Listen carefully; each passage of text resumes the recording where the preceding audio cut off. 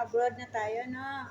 Kasi ako, nung nag-abroad ako, ang dami kong natututunan in life. Yung, ako naman is mataas naman talaga yung ano ko yung pasensya ko. Pero pagdating ko dito, lalo siyang tumaas as in. Ganito pala, kailangan pag nagalit ka, kailangan exhale. Kailangan hindi ka yung ikaw na nandun sa Pilipinas, kailangan mo siya, iwala mo siya. Oops, isipin mo na, ay, nandito pala ako. Hindi ko control yung sarili ko dito kasi pag alam na natin pag sa Pilipinas tayo, wala namang nakakakontrol sa atin doon kundi yung sarili natin. Pero pagdating dito, may amo tayo. Kailangan yung respeto natin to the higher level talaga.